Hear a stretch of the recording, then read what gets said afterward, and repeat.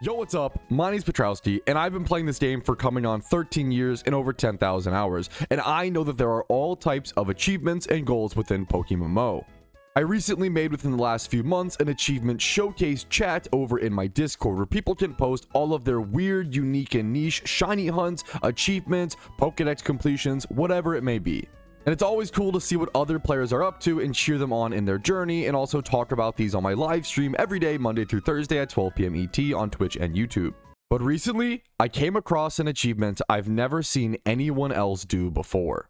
You see, this player, Nikita, went on the ultimate grind, a grind that no one has ever done before within PokeMMO, and gotten all forms of Arceus registered in his Pokedex. Now, there's a lot to break down and explain here, but first things first, if you don't know, there is an Arceus variant for every single type within Pokemon, so I'm going to flick through them all really quick just to show you guys that he truly did catch and get all of them, and they are now logged in his Pokedex. But what truly makes this so impressive is that Arceus isn't just like any other Pokemon that you go and catch within PokeMMO. It's what's called a King of the Hill legendary. And there is only one King of the Hill legendary that is in the game at a time in each region. You may have heard of them before. In Kanto, you have access to Mewtwo. In Unova, you have Keldeo. In Hoenn, you have Rayquaza, and so on and so on. Well, in Sinnoh, you have Arceus. Now, this is an activity and a hunt that most people don't ever even partake on. The encounter rate for these Pokemon is literally unknown. Nobody to this day still knows how rare they are. It seems to be debated back and forth on different forums and discussion topics, but it seems like people land somewhere between 8,000 and 10,000 being the encounters on average. Now let's whip out our Windows calculator and do a little bit of trusty math. I'm just going to take the average between 8,000 and 10,000 and let's assume that it's 1 in 9,000 encounters. Once again, nobody really knows the number on this, we're just guesstimating. And if we multiply that by the number of Arceus that are in the game, or the number of Pokemon types that are in the game, aka 17 without the fairy type, let's go ahead and see. We end up with 153,000 total encounters to catch all of these Arceuses. Or at least, that would be the bare minimum amount of encounters. You see, the problem with the all types Arceus hunt is that you can actually get these same types and duplicates over and over and over again. So how many times would he have had to re-encounter the Arceus to try to get the different types? Do we multiply this number by 10? By 17? By 27? I have no idea. I'm terrible at math. Instead, I just reached out to Nikita himself and asked him, hey, do you have any guesstimate on the amount of hours and encounters you spent on this project? And he simply replied, lol, I really don't have any idea. I've just been farming them ever since I started playing the game. And then he sent me this screenshot where he started playing the game in very early 2022 and has almost 5,000 hours played. And by the time he finished this whole hunt, it was also late January 2026. It took him about 4 years to passively complete this project.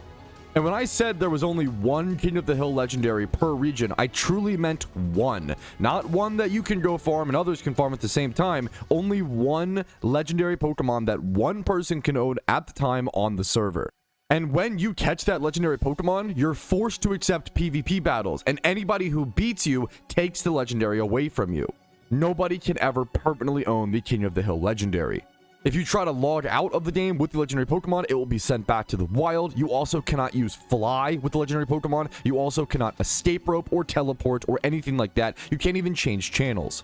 You can never own a King of the Hill legendary for very long. However, thankfully, that didn't really apply for this challenge. The next question I asked Nikita was to ask him, did he farm for most of the Pokemon or battle other players and steal them from them?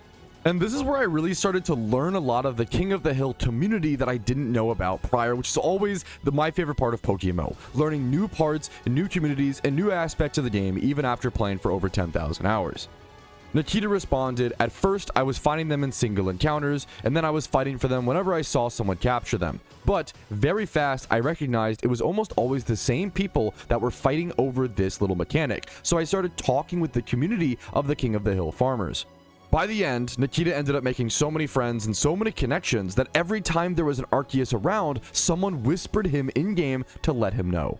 And they would even go as far to forfeit the match to make sure he would get it logged in his Pokedex.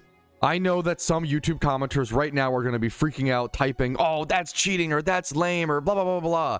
It still took him 4 years to complete this goal. I think without communal intervention and communal help and using the resources at his disposal, using that social aspect, the way that MMOs always intended, I think is a beautiful thing. And I think it's one of the only reasons he was actually able to complete this project at all.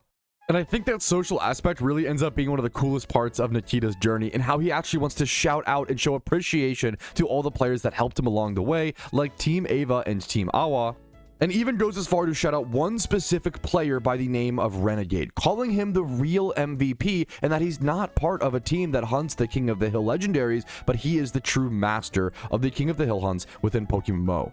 I love learning about these underground experts and these masters in their fields in this game. I think that's what it's all about. This whole story just reeks of a true old school MMO experience, and I love every bit of it. But we're not done yet. I have one more thing that I purposely saved for last to talk about. And it's something that Nikita might actually need your help on. He believes to either discovered some sort of weird bug or glitch, or potentially a secret mechanic that could potentially reward you for collecting all of the Arceuses. That might be projecting my own thoughts into this, but I've never heard of anything like this. Nikita goes on to say, "Yo Pat, thanks for the sweet message about my Arceus collection. If your aim is to make a full video about it, I'm going to tell you something that I told Xanarchy about a weird event that occurred one time when I was hunting them. I was going to tell no one until I figured this thing out completely, but it never happened again. But I can share it with you since you helped me a lot in my journey, and maybe your community can figure it out. So hear me out.